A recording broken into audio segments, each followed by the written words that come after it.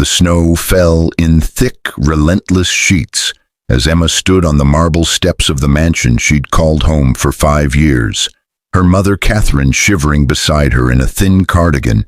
But neither woman knew that Catherine wasn't just the quiet, humble woman who'd raised Emma in a modest apartment.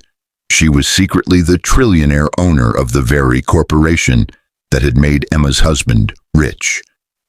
David, Emma's husband of 5 years, stood in the doorway with his arms crossed, his expensive suit pristine against the warm light spilling from inside, but his eyes held nothing except cold contempt as he blocked their entry to the home Emma had decorated, the home where she'd cooked his meals and ironed his shirts and swallowed her pride 1,000 times. Behind David, his mistress Veronica draped herself across the leather sofa Emma had picked out for their 2nd anniversary, her laughter echoing through the foyer like shattered glass. But that laughter would soon turn to ash when the truth emerged. Emma clutched the single suitcase David had thrown at her feet, her wedding ring still on her finger but feeling like a shackle now, her mother's frail hand gripping her arm as the wind howled around them. But neither could have predicted that this moment of ultimate humiliation would become the catalyst for David's complete and utter destruction. Catherine's lips trembled as she looked at the man who'd stolen her daughter's light, but she said nothing.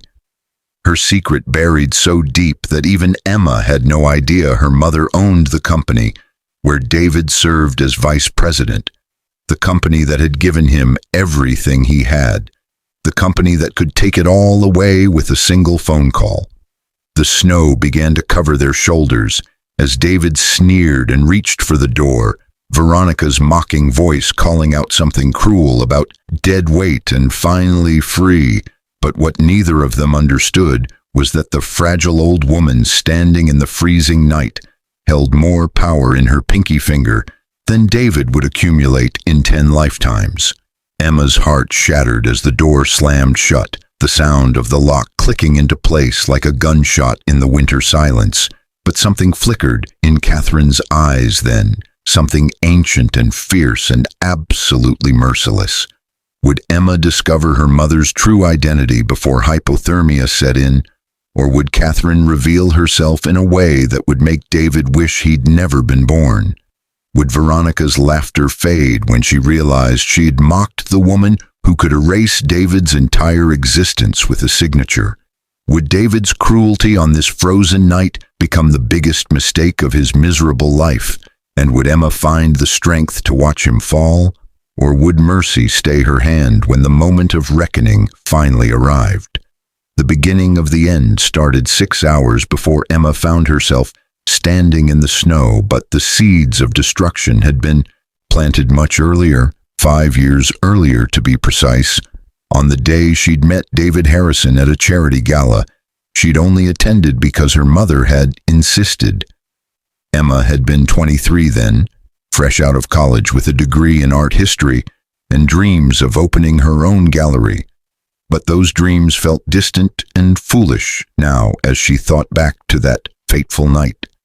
David had been 28, sharp-suited and confident, working as a junior executive at Meridian Global Industries, but his ambition radiated off him like heat from asphalt in summer. "You look lost," he'd said, handing her a glass of champagne she hadn't asked for. But his smile had been warm then, genuine, or at least she'd believed it was genuine. Emma had laughed, tucking a strand of brown hair behind her ear, but she'd felt the flutter of attraction even as warning bells whispered in the back of her mind. "Just overwhelmed," she'd admitted, gesturing to the crowd of wealthy donors and corporate executives, but David had taken her hand like it was the most natural thing in the world. "Let me overwhelm you," he'd said, leading her to a quieter corner. But what Emma hadn't known was that David had already done his research. He'd seen her arrive with Catherine, had noticed the way people greeted her mother with careful respect, had assumed Catherine had money hidden somewhere, despite her modest appearance. Catherine had been watching from across the room that night, her gray eyes sharp behind wire-rimmed glasses, but she'd said nothing when Emma introduced David an hour later, merely smiled and shook his hand with the grip of someone who'd built an empire from nothing. Catherine Monroe had started with a single patent 40 years ago, a revolutionary semiconductor design she'd created in her garage, but she'd parlayed that into Meridian Global Industries, a technology conglomerate worth $800 billion. No one knew Catherine owned the company, but that was exactly how she wanted it. She operated through layers of holding companies and trusts, her name appearing nowhere in public records, her face unknown to the shareholders and executives who worked beneath her invisible hand. The courtship had been whirlwind, but Emma had been young and naive and starving for affection. Her demanding, career-focused mother had never quite provided, or so she'd thought. David had proposed after 6 months, but the ring had been modest, something he'd saved for, and Emma had loved him more for the sacrifice she'd believed it represented. Catherine had offered to pay for the wedding, but Emma had refused, wanting to do it themselves, wanting to prove they could build something real without help. "Your mother doesn't like me," David had said one night during their engagement, his voice tight with resentment, but Emma had rushed to reassure him. "She's just protective," Emma had insisted, but deep down she'd wondered if her mother saw something she was blind to. Catherine had worn a simple gray dress to the wedding, sitting in the front row with an expression Emma couldn't quite read, but she'd handed them an envelope afterward containing a check for $50,000, a gift Emma had thought extraordinarily generous for a woman who'd always lived so modestly. David had deposited it the next day, but his complaints about Catherine had only increased.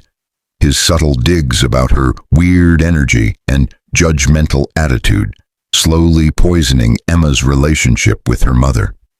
The first year of marriage had been manageable, but cracks had appeared when David's career began its meteoric rise at Meridian Global. He'd been promoted to senior executive after 18 months, but the timing had seemed almost miraculous, his name suddenly appearing on shortlists and receiving opportunities that others with more experience overlooked. Emma had been proud, but she'd also noticed how David changed, how the man who'd once brought her coffee in bed now expected her to have his breakfast ready before he left for work at 6 a.m. "You don't understand the pressure I'm under," David would snap when she tried to discuss their deteriorating relationship. But his phone had started lighting up at all hours with messages he'd angle away from her view. Veronica Castellano had entered their lives 2 years into the marriage, but Emma hadn't recognized her as a threat initially. She'd been David's new assistant, efficient and cold and beautiful in a way that made Emma feel frumpy in her paint-stained jeans. David had insisted Veronica needed to attend dinners and business trips, but Emma had swallowed her discomfort, trusting her husband even as that trust began to curdle in her stomach.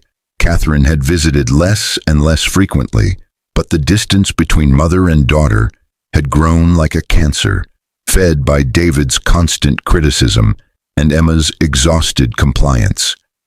Emma hadn't known that Catherine stayed away to protect her, to avoid drawing attention to their connection, to keep David from ever discovering who she really was, but the isolation had been crushing nonetheless. "Your mother called again," David had said one evening about 6 months ago, his lip curling with disgust, but he'd deleted the voicemail before Emma could listen to it. Emma had felt something break inside her that day, but she'd said nothing, just as she'd said nothing about the lipstick on David's collar, or the perfume that wasn't hers clinging to his shirts, or the way he'd stopped touching her months ago. The truth about David's affair had come out 3 months before this frozen night, but not through any confession or discovery. Veronica herself had told Emma, sitting across from her at a coffee shop with a smile that could cut glass. "I wanted you to hear it from me," Veronica had said, stirring her latte with studied casualness, but her eyes had gleamed with cruel satisfaction. "David and I are in love. He's going to ask you for a divorce." Emma had felt the world tilt, but she'd maintained her composure, her hands wrapped around her cup to stop them from shaking. "How long?" she'd asked, but she'd already known the answer would destroy her. "Almost from the beginning," Veronica had admitted, leaning forward conspiratorially, but there'd been nothing friendly in her expression. "You were just convenient, the wife who made him look stable while he climbed the ladder, but now he doesn't need you anymore." Emma had left the coffee shop in a daze, but she'd confronted David that night, her voice surprisingly steady despite the earthquake happening inside her chest. He'd denied it at first, but his denials had been half-hearted, and within minutes he'd switched to anger. "What did you expect?" David had shouted, his face twisted with contempt, but every word had felt like a physical blow. "You think I wanted to come home to someone who'd given up on everything? You were supposed to be this artistic, ambitious woman, but you became a housewife who can't even give me children." They'd been trying for a baby for 2 years, but the fertility issues had been on both sides, according to the doctors, something David conveniently forgot when he wanted ammunition. Emma had started crying then, but her tears had only enraged him further. "I'm done," he'd declared, but he hadn't moved out, hadn't filed papers, had simply made Emma's existence in their home increasingly unbearable, while Veronica began appearing at the house for work sessions that lasted until midnight. Emma had called her mother that night, but Catherine had been traveling for business, or so her assistant had said, and the call had gone to voicemail. Emma had left a tearful message, but Catherine hadn't called back for 3 days, and by then Emma's pride had rebuilt enough that she'd pretended everything was fine. What Emma hadn't known was that Catherine had been in emergency meetings with her board of directors, but the crisis had been manufactured by David himself. A bold play to restructure a division he'd been angling to control, but his proposal had been so reckless it could have cost the company billions. Catherine had been watching David for years through her network of trusted executives, but this move had been the final straw, the confirmation that he was everything she'd feared, and worse. The day of the exile had started ordinarily enough, but Emma had sensed something brewing in the tension that crackled through the house like electricity before a storm. David had been home when she'd woken up, unusual for a weekday, but he'd been in his study with Veronica, their voices low and conspiratorial. Emma had called her mother that morning on impulse, but Catherine had answered immediately. This time, her voice warm and urgent. "I'm coming over," Catherine had said, but Emma had heard something in her tone that sounded almost like preparation. "You don't have to," Emma had protested, but secretly she'd been relieved. Desperate for any ally in the battlefield her marriage had become. "I want to see you," Catherine had insisted, but what she hadn't said was, "I need to be there when this happens. I need to protect you from what's coming. I need to finally stop hiding and let you see who I really am." Catherine had arrived an hour later, but Emma had been shocked by her mother's appearance.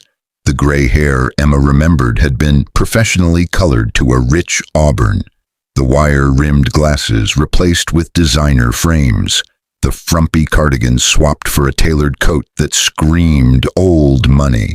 Catherine had looked like a different person, but Emma had been too stressed to fully process the transformation. "Mom, what?" Emma had started, but Catherine had pulled her into a fierce hug that felt like armor and absolution combined.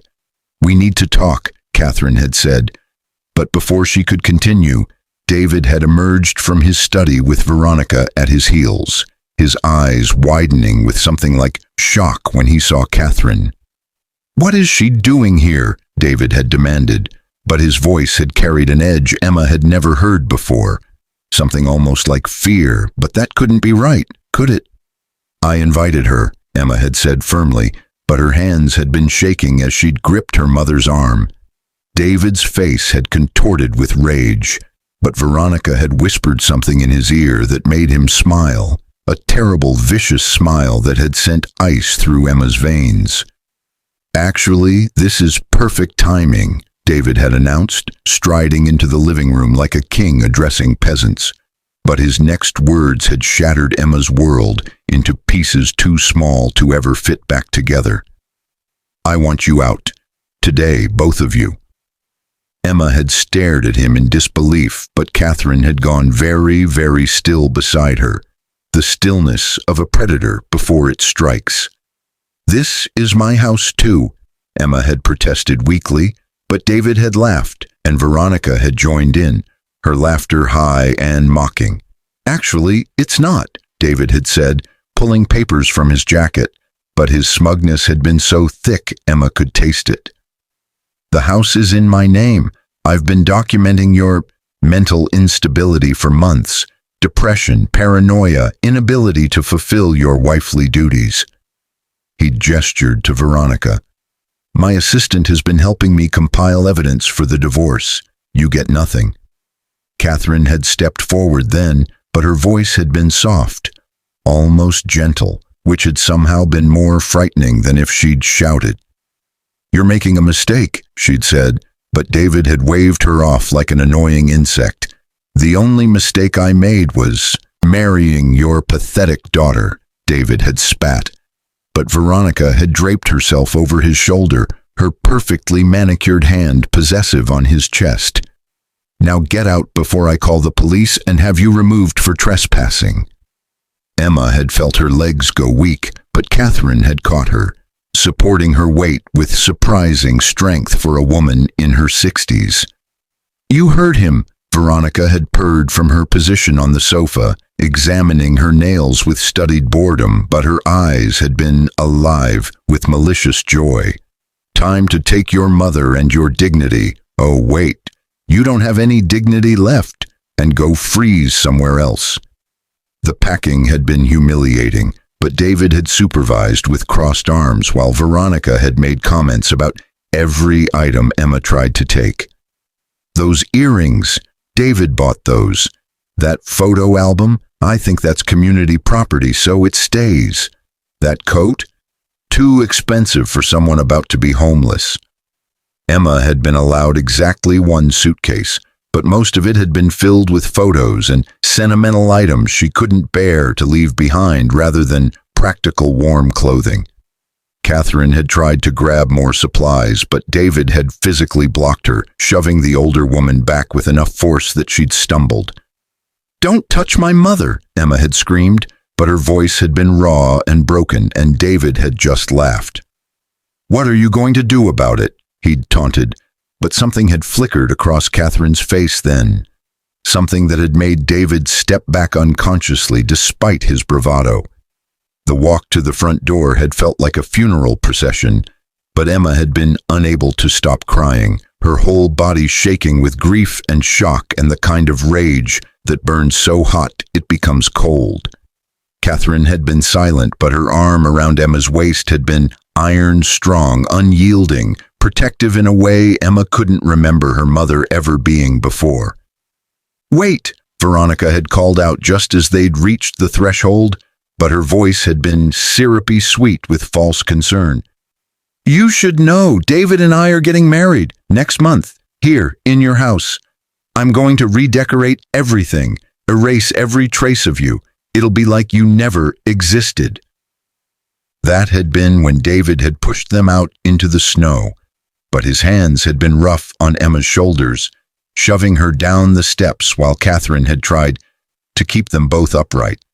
The door had slammed behind them, but through the window Emma had seen David pull Veronica into a kiss, his hands tangling in her hair, and the laughter that had followed them out into the freezing night had sounded like demons celebrating. The cold had been instant and brutal, but Emma had been too numb emotionally to fully process the physical danger they were in.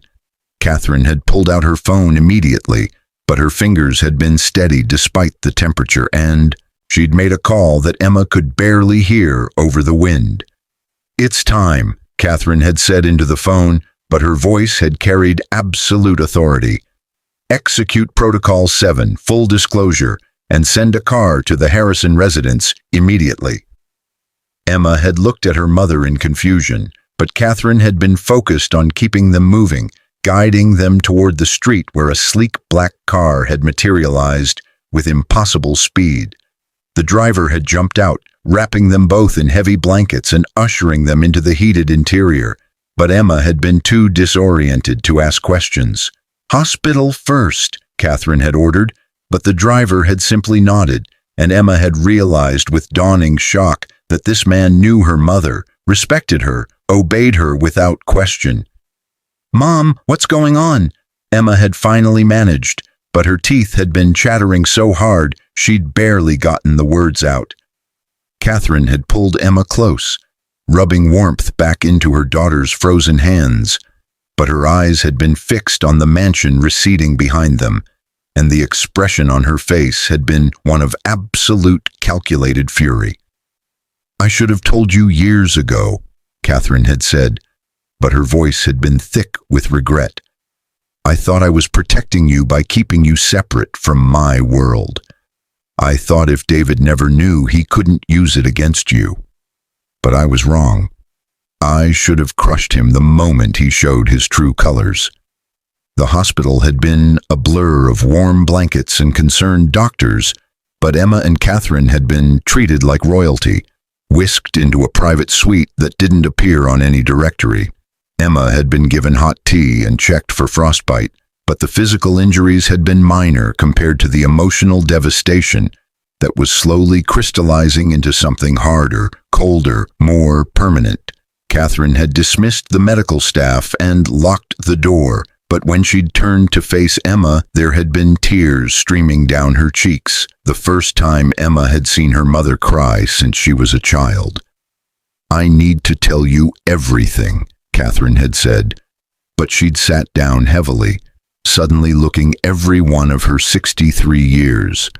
The revelation had taken 2 hours, but with every sentence, Emma's understanding of her entire life had shifted and reformed like a kaleidoscope. Catherine hadn't been the modest, simple woman Emma had believed her to be, but rather the hidden architect of a technological empire that spanned 40 countries and employed over 300,000 people. The patents Catherine held had revolutionized computing, telecommunications, and artificial intelligence, but she'd kept her ownership secret through a complex web of trusts and shell companies appearing to the world as simply another employee. "Why?" Emma had whispered, but her mind had been reeling with implications. "Control," Catherine had admitted, but her voice had been sad rather than prideful. "If people knew who I was, I'd never know if they wanted me or my money. Your father—" She'd paused, pain flickering across her face, but Emma had leaned forward, desperate to finally understand. "What about Dad?" Emma had asked, but she'd barely remembered the man who'd died when she was 3, just vague impressions of laughter and gentle hands. "He didn't know either," Catherine had confessed, but her voice had broken on the words. "By the time I realized I should tell him, he was already sick. Pancreatic cancer, gone in 3 months. I thought about telling him at the end, but I didn't want his last thoughts to be wondering if our entire marriage was a lie." She'd gripped Emma's hands tightly, but her eyes had been pleading. "I loved him, truly loved him, and I loved you. I kept myself hidden because I wanted us to be normal, to be safe, to not be targets." Emma had processed this slowly, but pieces had started clicking into place. The modest apartment that had somehow been in one of Manhattan's most exclusive buildings, the retired teacher mother, who'd somehow afforded to send Emma to Princeton without loans, the way Catherine had always been traveling for work, but never explained what work that was. Meridian Global, Emma had breathed, but the truth had hit her like a freight train. "You own the company where David works." Catherine had nodded grimly, but her jaw had been set with determination. "I own the company where David thought he was building his empire. Every promotion he received, I could have stopped it with a word, but I wanted to see what he'd do, how far he'd go. I wanted proof of what he really was before I acted. Her voice had gone cold, but the ice in it had been nothing compared to the fire in her eyes. And now I have more than enough proof. Now I'm going to destroy him. The plan had unfolded over the next week, but Catherine had orchestrated it with the precision of someone who'd spent 40 years outmaneuvering competitors and hostile takeovers. Emma had stayed with her mother in a penthouse she'd never known existed, but the space had been filled with evidence of Catherine's true life, photos with presidents and CEOs, awards from technology foundations, patents framed on the walls like artwork. The first move had been surgical but devastating, and it had happened exactly 3 days after the exile. David had arrived at work to find his keycard deactivated, but when he'd gone to reception to complain, security had been waiting to escort him to the executive boardroom. Catherine had been there, but she'd been sitting at the head of the table in a position David had never seen occupied, flanked by the CEO and CFO who'd always been his bosses. "Mr. Harrison," Catherine had said, but her voice had been arctic and absolute. "I don't believe we've been formally introduced. I'm Catherine Monroe, founder and majority owner of Meridian Global Industries." David's face had gone through a spectacular range of expressions, but Emma had watched via video feed from her mother's penthouse, and she'd felt a savage satisfaction at his shock. "That's impossible," David had stammered, but his usual confidence had evaporated like a morning mist. "I assure you it's very possible," Catherine had replied, sliding a folder across the table, but David's hands had been shaking as he'd opened it. "That's documentation of every ethics violation you've committed in your 5 years here. Insider trading, sexual harassment, embezzlement, fraud. You've been very busy, Mr. Harrison." The color had drained from David's face, but he'd tried to bluster. "You can't prove any of this." "I can prove all of it," Catherine had countered, but her smile had been gentle, which had somehow been more terrifying than rage. "I've been watching you since the day you married my daughter. Every email, every transaction, every lie documented and preserved. Did you know we keep backups of all employee communications for 7 years? It's fascinating what people will write when they think no one's paying attention." David had stood abruptly, but security had moved to block the doors. "This is about Emma," he'd accused, but his voice had been desperate now. "You're mad because I left her." "I'm mad because you abused her," Catherine had corrected, but her voice had risen with suppressed fury. "I'm mad because you systematically isolated her from me, from her friends, from herself. I'm mad because you threw her out into the snow to die while your mistress laughed. But most of all, Mr. Harrison, I'm mad because you pushed my limits just to see if I'd bend." She'd leaned forward, but her eyes had been glacial. "I don't bend. I break people who threaten what's mine." The termination had been immediate and public, but Catherine had made sure David's disgrace was complete, leaked to the press through carefully managed channels, his face plastered across business news, with headlines screaming about ethical violations and abuse of power. The lawsuit had followed within days, but Meridian Global had been suing David for $15 million in damages, a sum his lawyer had quietly informed him was impossible to fight given the evidence. Veronica had been next, but her downfall had been swift and brutal.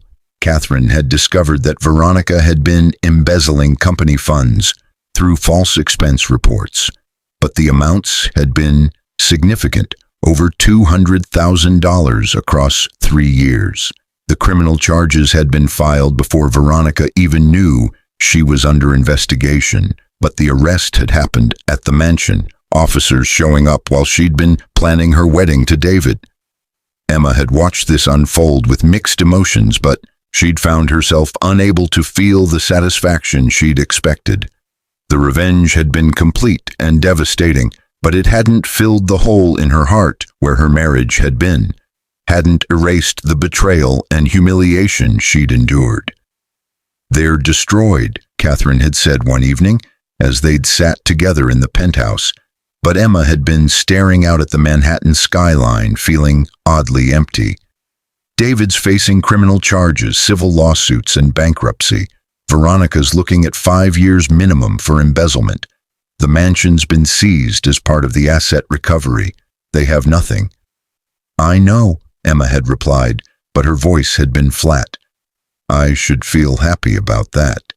Catherine had studied her daughter carefully, but understanding had dawned in her eyes. "But you don't." "I'm just tired," Emma had admitted, but tears had started falling despite her best efforts to hold them back. "Tired of being angry, tired of thinking about him, tired of letting him take up space in my head even now." Her mother had pulled her close, but this time the embrace had been different, not protective or apologetic, but simply present. "Then let him go," Catherine had whispered, but it had been an invitation rather than an order. "Let all of it go, and let me show you what comes next." What came next had been revelation after revelation, but Catherine had slowly introduced Emma to her real world. The companies, the foundation, the vast network of influence and responsibility that would someday be Emma's to manage. Emma had been overwhelmed at first, but she'd discovered that her art history degree had given her skills she hadn't appreciated, an eye for detail, an understanding of value and authenticity, the ability to see the bigger picture. The gallery Emma had dreamed of opened 6 months later, but it had been funded by her mother's foundation and featured emerging artists from underprivileged backgrounds, giving them a platform they'd never have accessed otherwise. Emma had thrown herself into the work, but she'd found something she'd lost years ago in her marriage: purpose, passion, her own identity separate from being someone's wife. David's trial had been all over the news, but Emma hadn't attended, hadn't even watched the coverage. She'd been too busy building something real, something that mattered, something that was entirely hers. But she'd received updates through Catherine's lawyers. The criminal charges had resulted in a 3-year sentence, but the civil penalties had stripped him of everything: his reputation, his assets, his freedom. The day Emma had filed for divorce had been anticlimactic, but the papers had been delivered to David in prison, and his lawyer had reported that he'd signed without protest. Emma had expected to feel triumph, but instead, she'd felt only a quiet sense of closure, the final page of a chapter she was ready to close. Veronica had tried to reach out from prison, but her letters had been pathetic things full of apologies and excuses, claiming she'd been manipulated by David, that she'd never meant to hurt anyone. Emma had read the first letter and thrown the rest away unopened, but she'd felt nothing except perhaps a distant pity for a woman who'd traded her integrity for a man who'd never valued her beyond her usefulness. The transformation of Emma's life had been total, but it had been gradual enough that she'd barely noticed until she'd looked back and realized she didn't recognize the broken woman who'd stood in the snow a year ago. Catherine had begun bringing her to board meetings, but Emma had discovered she had a talent for strategy and a ruthlessness when it came to protecting the company her mother had built. The other executives had been skeptical at first, but Emma had proven herself repeatedly, and eventually she'd earned their respect, on her own merits rather than her mother's protection. The public revelation of Emma's identity as Catherine's daughter and heir had been carefully orchestrated, but it had still caused shockwaves through the business world. Forbes had done a cover story, but Emma had insisted on using the interview to talk about her mother's genius and legacy rather than her own story. The redemption narrative had been tempting, but Emma had refused to let David and Veronica take up even one more moment of her precious time. She'd started dating again eventually, but casually, with no pressure and absolute honesty about who she was and what she wanted. The men who were intimidated by her wealth and power weeded themselves out quickly, but Emma had discovered she preferred being alone to being with someone who made her smaller. 2 years after that frozen night, Emma had received word that David was being released early for good behavior, but the news had barely registered. She'd been in Milan for a gallery opening, but the artist she was featuring had been a young woman from Detroit, whose work explored themes of resilience and reinvention. And Emma had been far too excited about that to care about her ex-husband's movements. The confrontation she'd half expected never came, but Emma had learned through her security team that David had moved to a small town in Oregon, working as a sales clerk and living in a studio apartment. He'd tried to rebuild his reputation, but the internet had been unforgiving, his name forever tied to the scandal.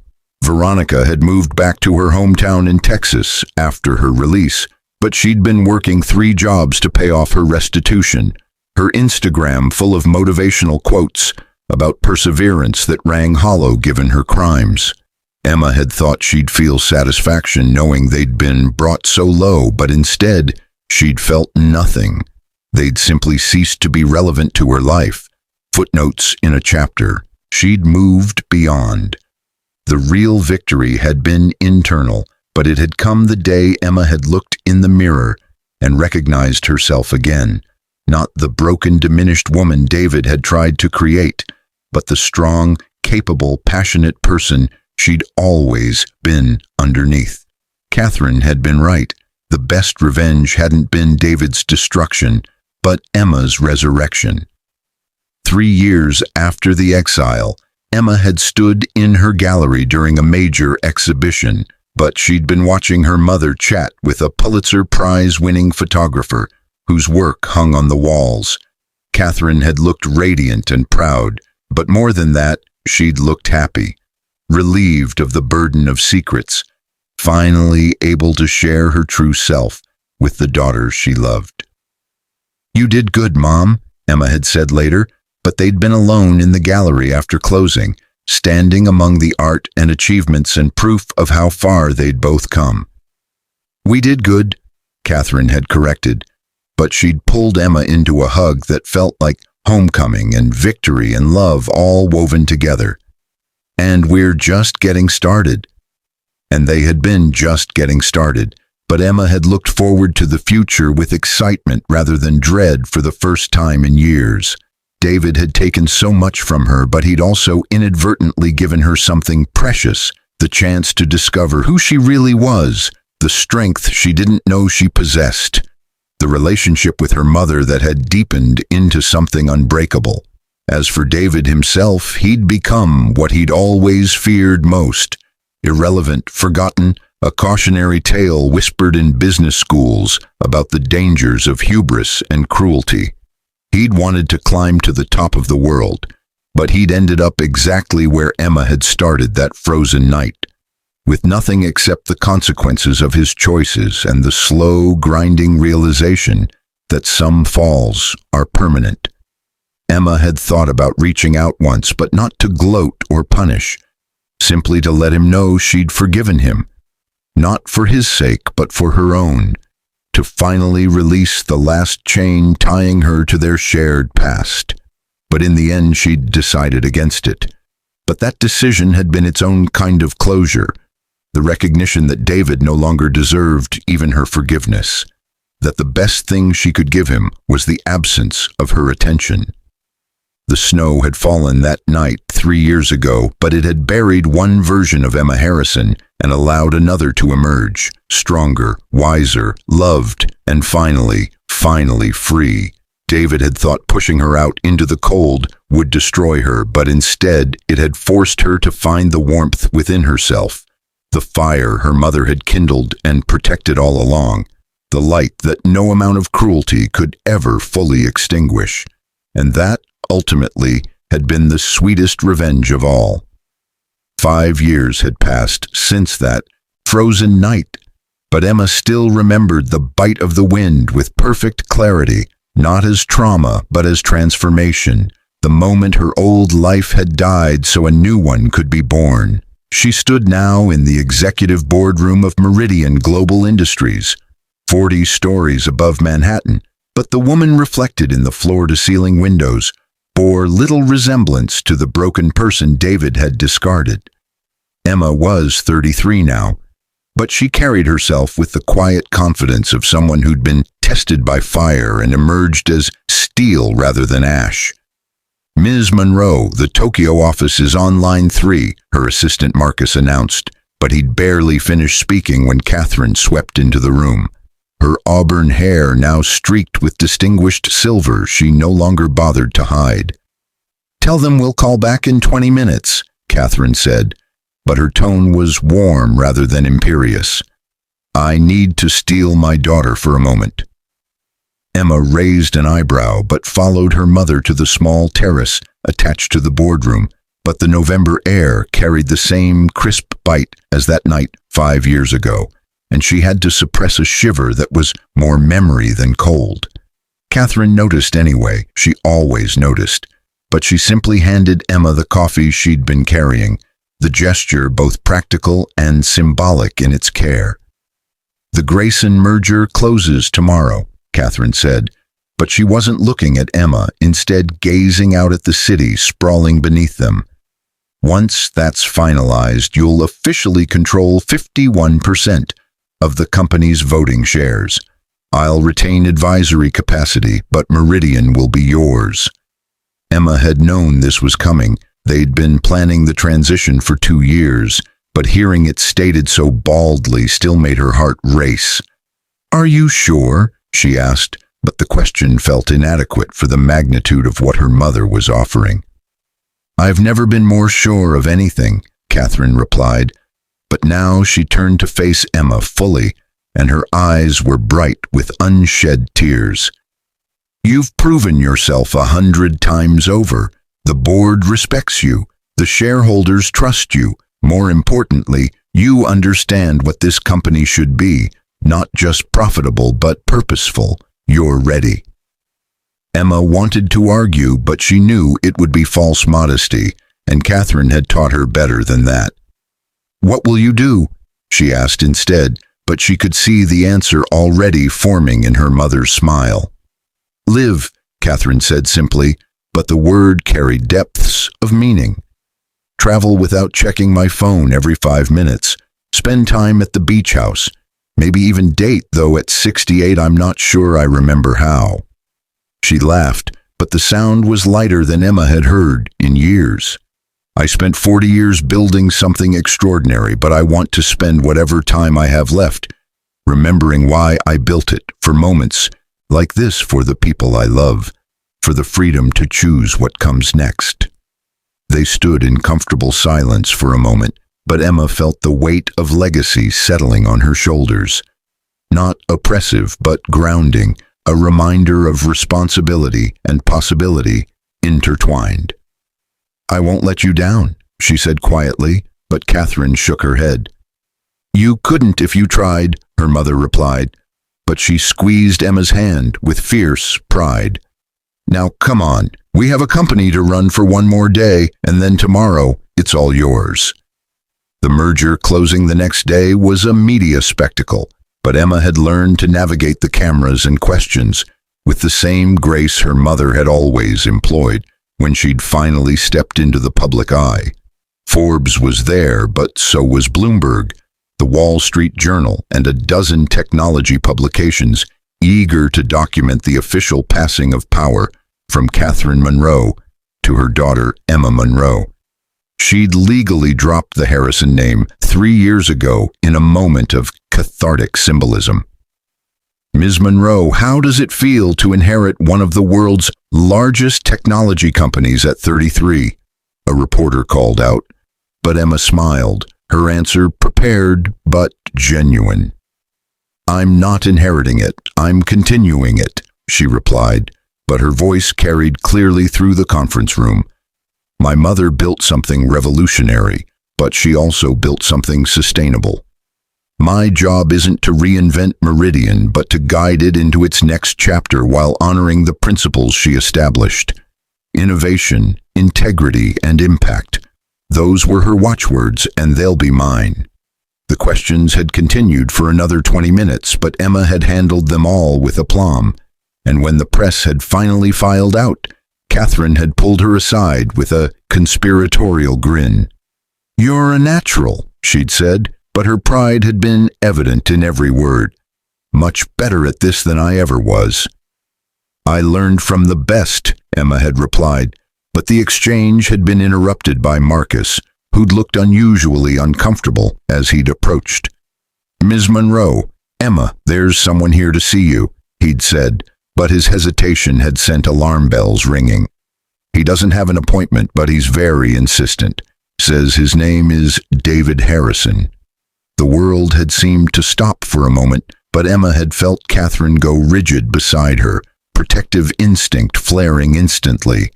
Emma had taken a deep breath, but when she'd spoken, her voice had been steady. "Does he know I'm aware he's here?" "Security alerted me first," Marcus had confirmed, but his hand had hovered near his phone, ready to call for backup. "He's in the lobby. He looks rough. Should I have him removed?" Emma had considered for a long moment, but she'd felt Catherine's hand on her arm, a silent question. "Do you want to do this? Or should I make him disappear?" But Emma had realized something important in that suspended instant. She wasn't afraid anymore, wasn't hurt anymore, wasn't anything anymore when it came to David Harrison, except curious about what kind of man he'd become in 5 years of consequences. "I'll see him," Emma had decided, but she'd held up a hand when Catherine had started to protest. "Alone, just for 5 minutes. I need to know if there's any closure left to find, or if I already found it."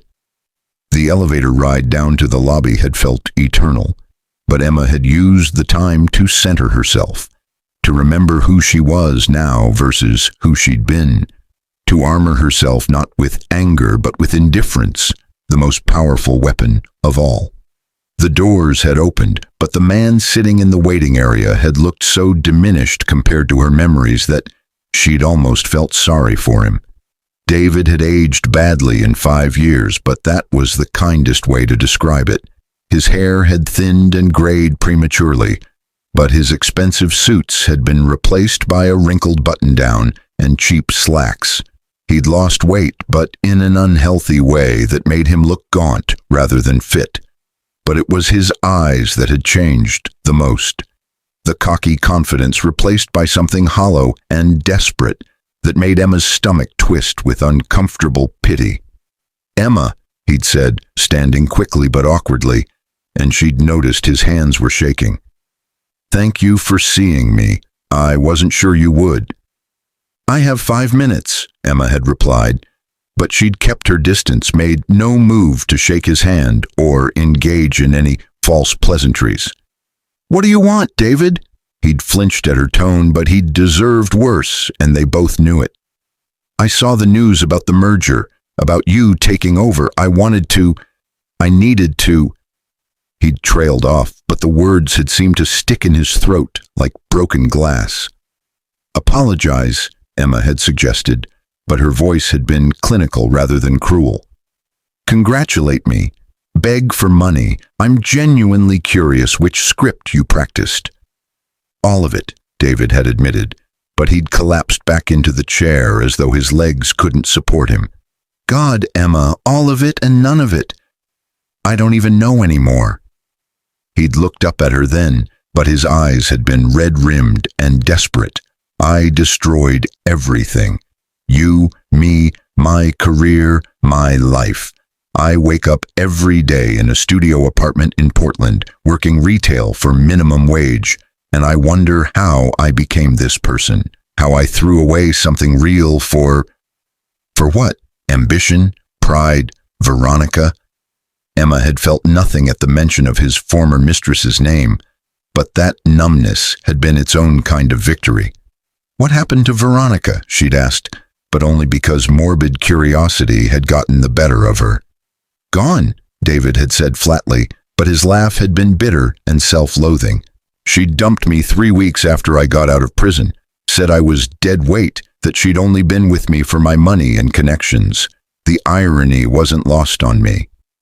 He'd rubbed his face with trembling hands, but when he'd looked up again, there had been tears streaming down his cheeks. I was so sure I had everything figured out, so sure I was the smartest person in the room, but your mother, she played me like a violin. She knew exactly what I was from day one, and she let me hang myself with my own rope. She did, Emma had confirmed, but she'd felt no need to soften the blow. She also would have left you alone if you'd just been a mediocre husband. Bad, even. But you weren't content with that. You had to be cruel. David had nodded, but the gesture had been defeated rather than argumentative. That night, the snow. I replay it constantly. The look on your face when I pushed you. Your mother trying to protect you. Veronica laughing. He'd started sobbing then, but the sound had been raw and animal, the breakdown of a man who'd lost everything and finally understood why. I'm not asking for forgiveness. I don't deserve it. I'm not even asking for help, though God knows I need it. I needed you to know that I'm sorry, that I see what I did, that I would give anything to go back and be different. Emma had stood very still, but she'd examined her feelings like a surgeon probing for damaged tissue, searching for pain or anger or even satisfaction at his suffering. But there had been nothing except a distant, abstract pity, the kind you might feel for a stranger who'd made catastrophically bad choices, but not someone who'd once shared your life and bed. I believe you're sorry, Emma had said finally, but her voice had been neither warm nor cold, simply factual. I believe you suffer. I believe you've lost everything and that it hurts. But David, here's the thing. I don't care. She'd let the words land, but she'd watched his face crumple with something that might have been relief or devastation or both. I don't care because you're not my problem anymore. You're not my responsibility, my burden, my anything. You're just a person who treated me badly, faced consequences, and now has to live with those consequences. That's it. That's all you are to me. I know, David had whispered, but the words had been barely audible. I know, and that's worse somehow than if you hated me. At least hatred means I still matter. You don't, Emma had said, but it hadn't been cruel, just honest. Perhaps the most honest she'd ever been with him. You did once. You mattered so much that your betrayal nearly broke me. But I healed, David. I grew. I became someone I'm proud of, someone strong and capable and loved. And none of that has anything to do with you. She'd turned to leave then, but David's voice had stopped her one final time. Are you happy? He'd asked. But the question had carried genuine curiosity rather than manipulation. Emma had looked back at him, but she'd smiled, a real smile full of warmth and truth and hard-won peace. Incredibly, she'd answered. I'm doing work that matters. I have a relationship with my mother that's deeper than I ever imagined possible. I have friends who value me for who I am, not what I can give them. I wake up excited for the day ahead rather than dreading it. So yes, David, I'm happy, happier than I've ever been, and happier than you could have ever made me, even if you'd tried. The elevator doors had closed on his broken expression, but Emma had felt lighter rather than heavier as she'd ascended back to her office, back to her life, back to the future she'd built from the ashes of their marriage. Catherine had been waiting when she'd emerged, but her mother's face had been tight with controlled worry. Are you okay? Catherine had asked, but Emma had pulled her into a fierce hug. I'm perfect, Emma had said, but she'd meant it with every fiber of her being. He's just small now, sad and small and powerless, and I felt nothing except relief that I'm not him, that I'm not carrying around that kind of regret and self-loathing. I won. You did, Catherine had agreed, but she'd held Emma at arm's length, studying her face carefully. Not because he fell, but because you rose. That's the difference. The months that followed had been a whirlwind, but Emma had thrown herself into running Meridian with the passion and precision her mother had modeled. She'd launched 3 new initiatives in her first 6 months: a scholarship program for underprivileged STEM students, but particularly focusing on young women who faced the same barriers Catherine had encountered decades ago; a venture capital fund for female entrepreneurs, but with mentorship components that went beyond just money; and a company-wide review of pay equity and promotion practices, but with transparent metrics and third-party auditing to ensure accountability. The business press had been skeptical at first, but Emma's initiatives had proven both profitable and purposeful, and within a year, Meridian's stock had risen 23%, while employee satisfaction scores had hit all-time highs.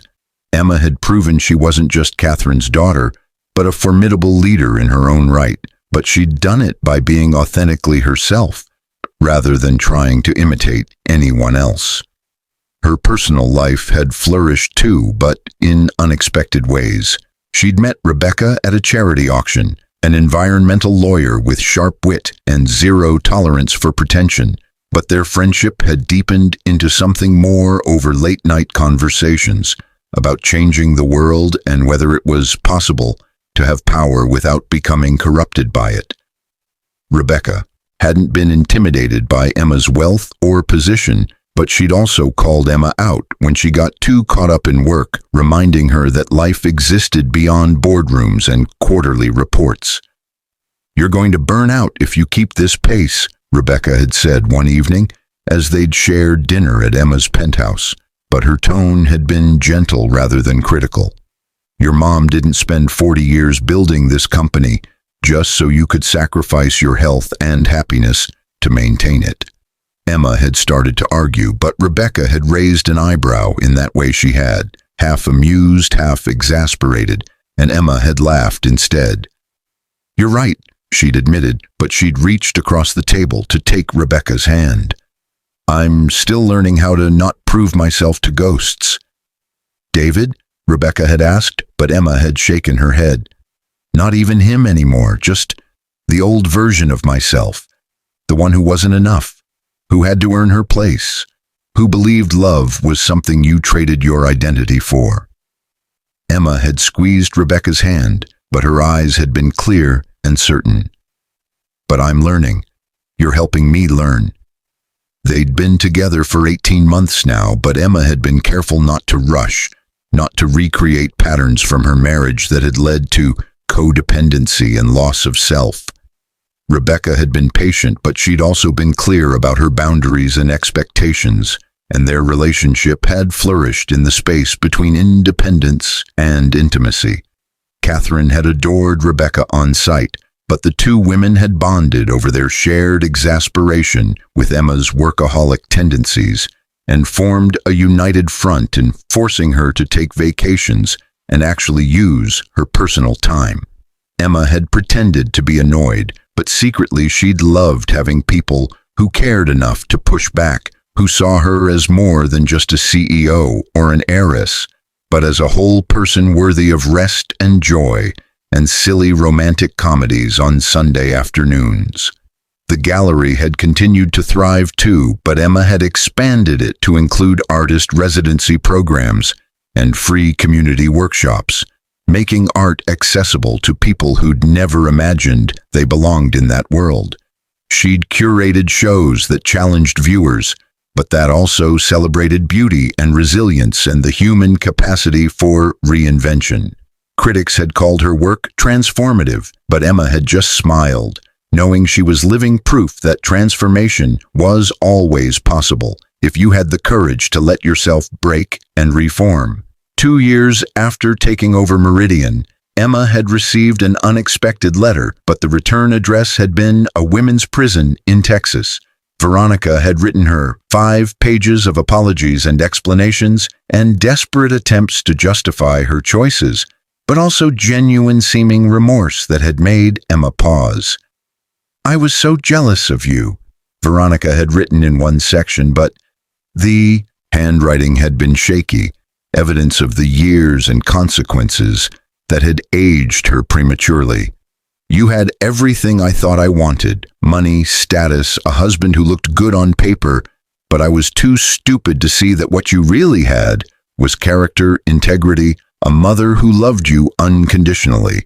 I traded all of that for things that meant nothing, and now I have nothing at all except time to think about what I destroyed."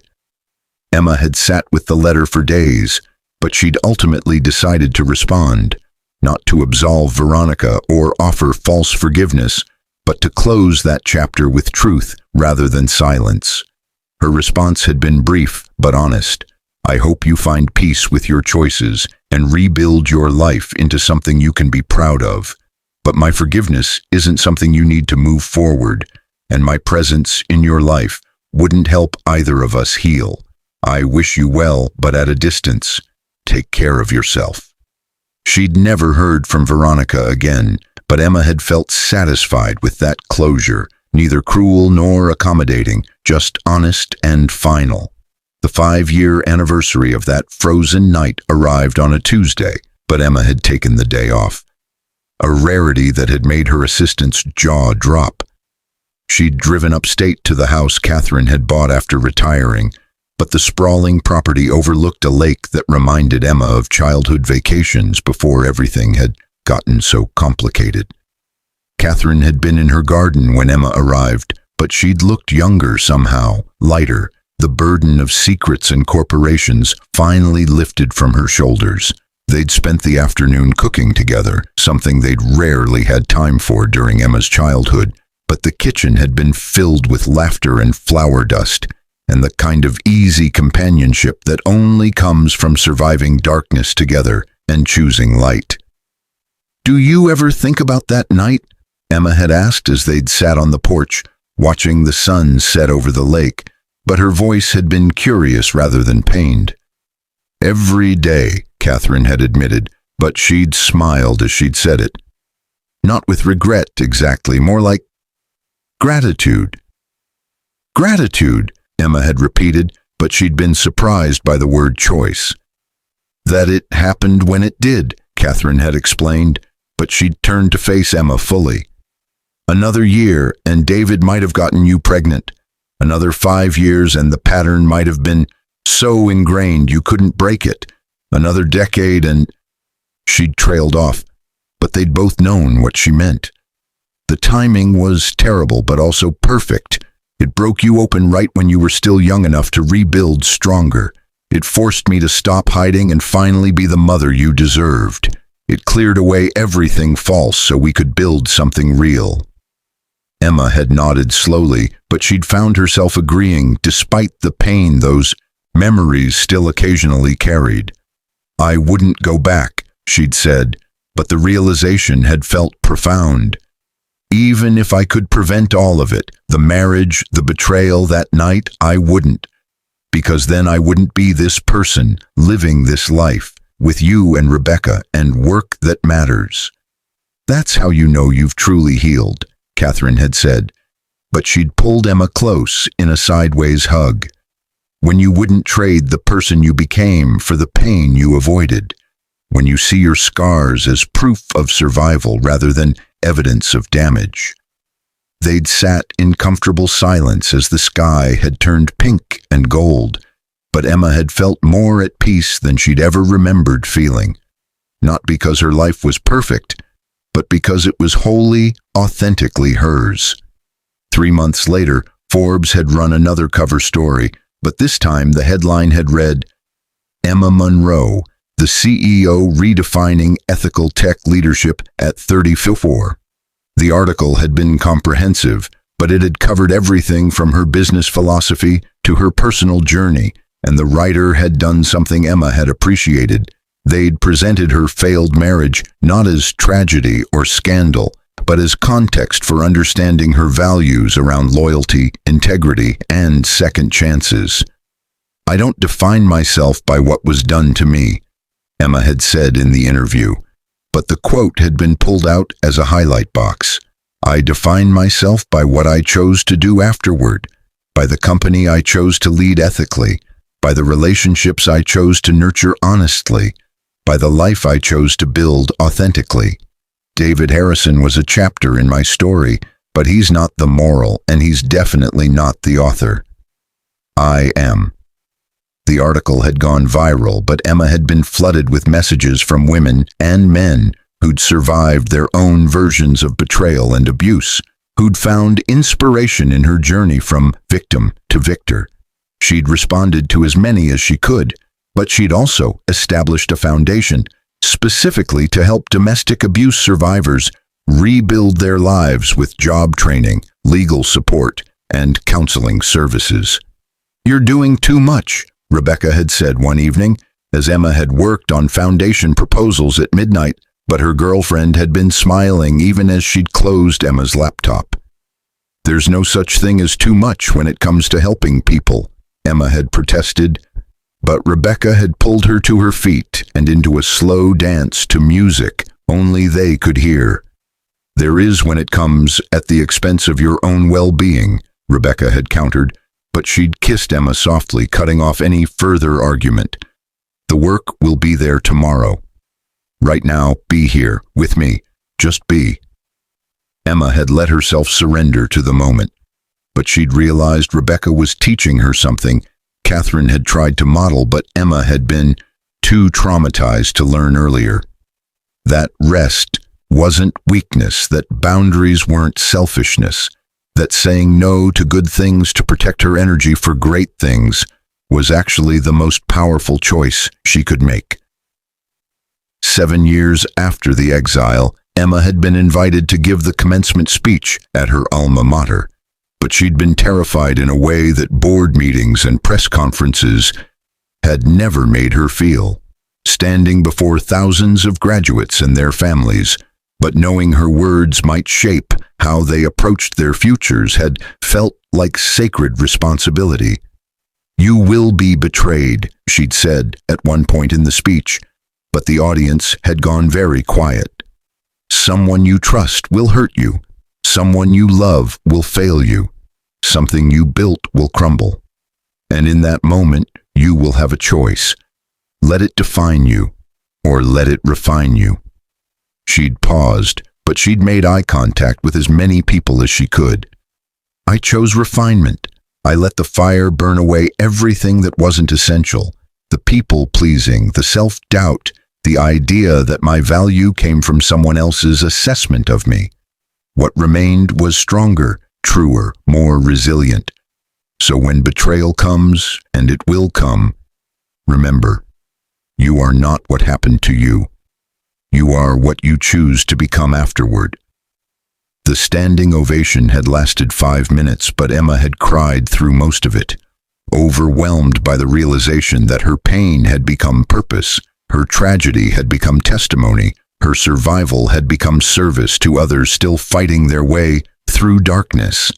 Catherine had been in the audience, but so had Rebecca, and afterward they'd taken Emma to dinner at a small Italian restaurant that had nothing to do with wealth or status or achievement, just good food and great company and the simple pleasure of being together.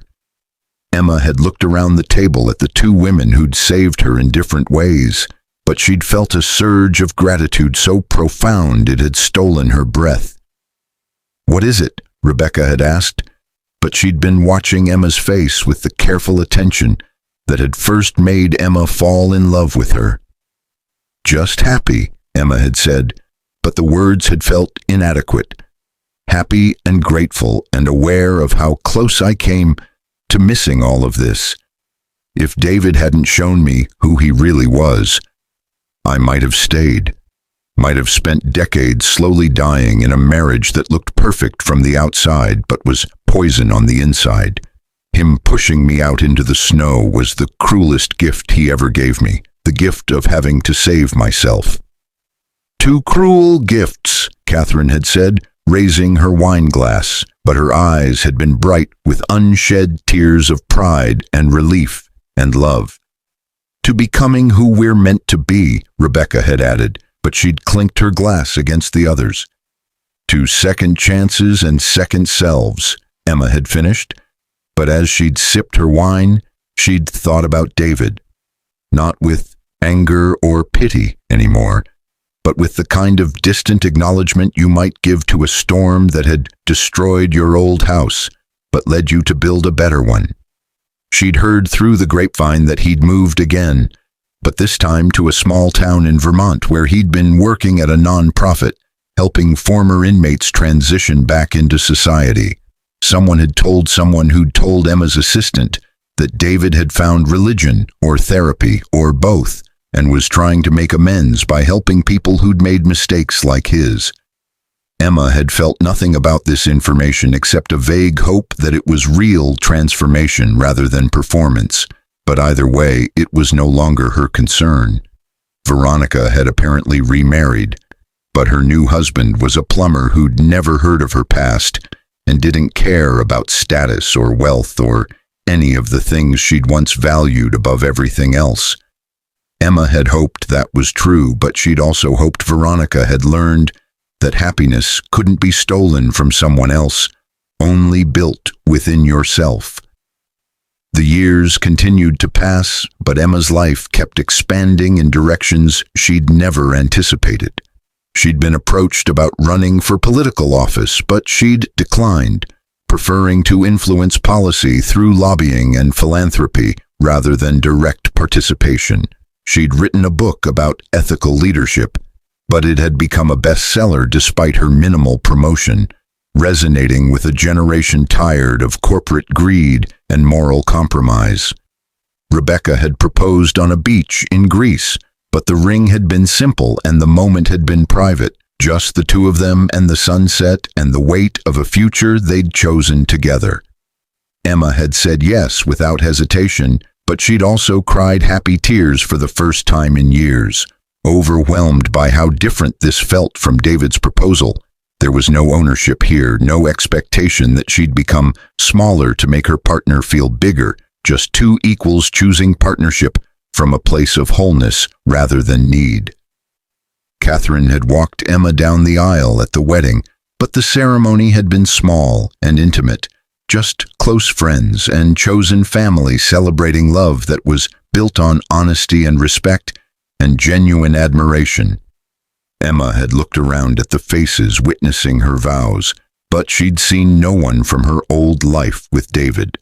Those bridges had been burned and scattered to the wind, and she'd felt no regret about their absence.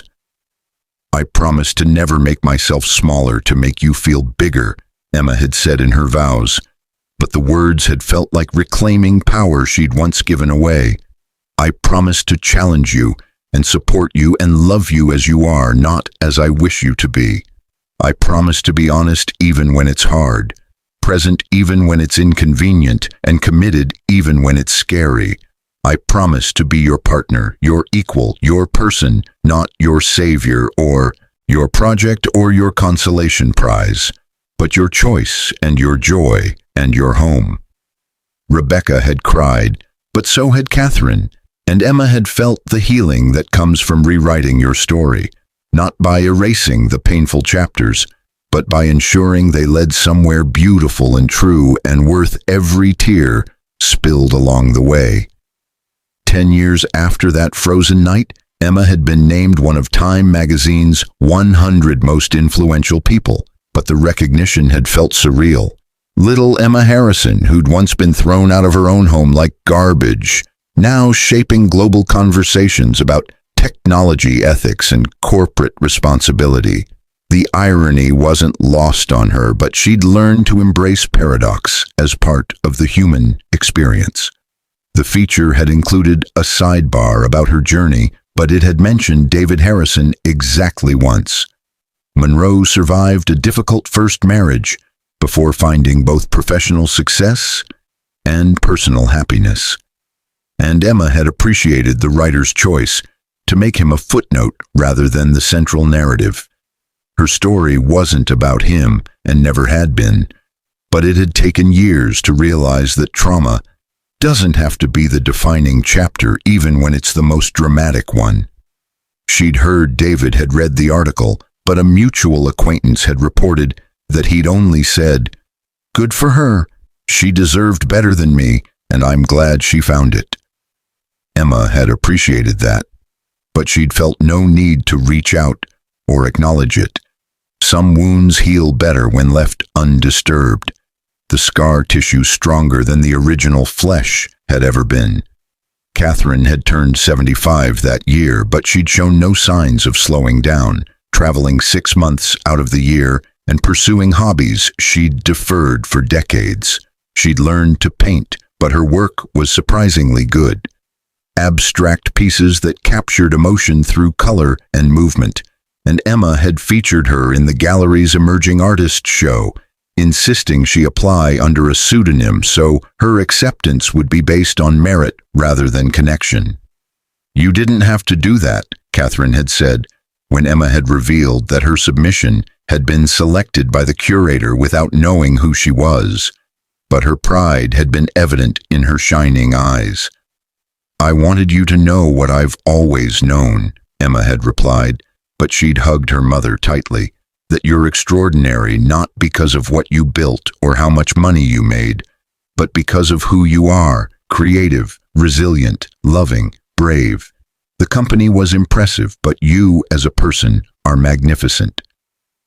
Rebecca had given Emma a daughter through IVF when Emma was 37, but little Catherine, named for her grandmother but called Cat to avoid confusion, had become the center of Emma's universe in ways she'd never anticipated. Holding her daughter for the first time, but knowing this child would grow up with a mother who modeled strength and authenticity and self-worth, had felt like the ultimate redemption of everything Emma had survived. "She'll never know what you went through," Rebecca had said one night as they'd watched Cat sleep in her crib, but Emma had shaken her head gently. "She'll know," Emma had countered, but her voice had been thoughtful rather than sad. "When she's old enough to understand, I'll tell her age appropriately, not to traumatize her, but to teach her that survival is possible, that pain can become purpose, that who you are at your worst moment doesn't determine who you become." She'd kissed Rebecca's temple, but her eyes had remained on their daughter. "She'll know her mother was broken once, but she'll also know her mother chose to heal, to grow, to build something beautiful from the rubble, and maybe that will help her when she faces her own darkness." Emma had thought about David occasionally over the years, but with less frequency until he'd become barely a memory, a character from someone else's story that she'd heard once but couldn't quite recall the details of. She'd heard he'd died when she was 42, a heart attack, sudden and mercifully quick, but she'd felt only a distant sadness for a life that had been wasted in so many ways. She hadn't attended the funeral, but she'd sent flowers with a card that read simply, "May you find peace that eluded you in life." It had felt like the right gesture, acknowledging his death without claiming any relationship to it, offering compassion without inviting his ghost back into her story. Veronica had reached out after David's death, but her email had been brief and surprisingly mature. "I know we have history, but I wanted you to know that David spoke of you often in his last years. He said you were the only person who'd ever really loved him for who he was, rather than what you could get from him. And he regretted every day that he'd been too broken to appreciate that until it was too late. I'm sorry for my part in your pain. I hope you're well." Emma had read the email 3 times, but she'd ultimately decided not to respond, not out of cruelty, but because there was simply nothing left to say. That chapter had closed so long ago that reopening it, even for closure, felt unnecessary. But she'd hoped Veronica had found her own healing, her own path to becoming someone she could be proud of. The company had continued to thrive under Emma's leadership, but she'd expanded it beyond technology into renewable energy, sustainable agriculture, and healthcare innovation. She'd become known as a CEO who prioritized long-term impact over short-term profits, but paradoxically, that approach had made Meridian more profitable than ever. Proof that ethics and success weren't mutually exclusive if you had the courage to hold both simultaneously.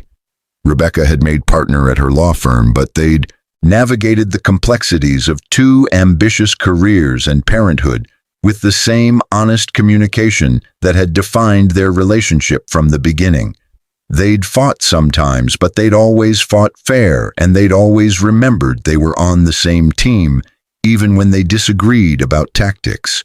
Catherine had lived to see Kat's 10th birthday, but she'd passed peacefully in her sleep at 85, surrounded by evidence of a life extraordinarily well lived. Emma had grieved deeply, but she'd also felt grateful for the years they'd had after finally being honest with each other, for the relationship they'd built on truth rather than secrets, for the legacy of strength and integrity Catherine had modeled until her final breath. The funerals had been attended by hundreds, CEOs and politicians, but also scholarship recipients and employees whose lives Catherine had touched through small kindnesses and large gestures alike. Emma had given the eulogy, but she'd focused not on her mother's business achievements, but on her capacity for reinvention, her courage in revealing her true self, her wisdom in knowing when to hold on and when to let go. "She taught me that it's never too late to become who you're meant to be," Emma had said, but her voice had been strong despite her tears. That hiding yourself to stay safe ultimately costs more than the vulnerability of being seen. That love requires honesty, even when honesty is painful. That the best revenge against those who hurt you isn't their suffering, but your flourishing. She'd looked at Kat, sitting in the front row, but her daughter's solemn face had reminded Emma so much of Catherine that her heart had ached with bittersweet love. "She taught me to rise, and I did. And I'll spend the rest of my life teaching others to do the same."